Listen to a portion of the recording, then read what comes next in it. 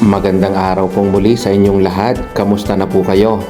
Kami po ngayon ay on the way papunta ng Greece sapagkat meron pong gaganapin na TWR doon, ang Couples for Christ, at kami po ay a-attend.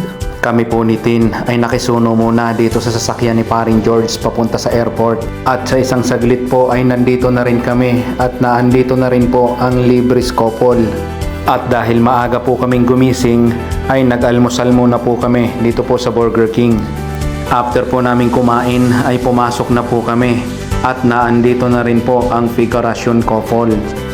At maya-mayang kaunti po ay nakita na rin po namin ang iba pa po naming mga kasamahan na galing po ng Austria.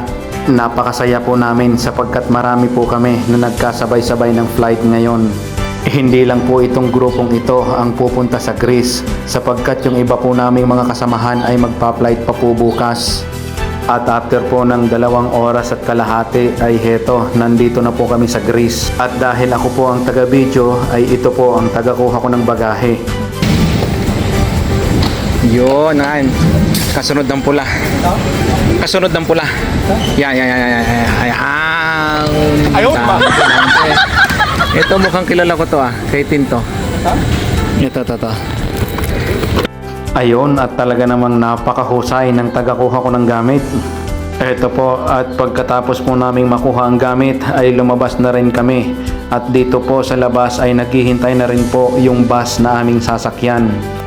At after po ng halos 2 oras at kalahati na biyahe sa bus ay heto po at narating na po namin ang aming hotel na titigilan. Agad na rin po kaming nag-check-in dahil mga pagod na rin po kami. Yun pong aming tutulugan ay medyo malayo po dito sa reception, kaya't kami po ay inihatid nitong kanilang cart. At pagpasok po namin dito po sa aming kwarto ay napadiretso po agad kami dito sa terrace sapagkat nakita po namin na meron po kaming sariling swimming pool. Nakakapanghinayang po sapagkat hindi namin kasama ang mga bata sapagkat may pasok sila.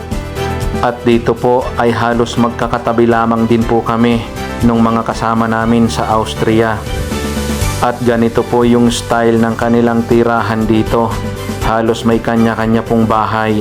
At halos bawat bahay po ay may kanya-kanyang swimming pool. Mapwera na lamang po kung ang inyong room ay naandoon sa 2nd floor. At dito po kung saan malapit ang resepsyon ay meron din silang napakalaking swimming pool. Kami po ay talagang sobrang nagutom sa aming biyahe.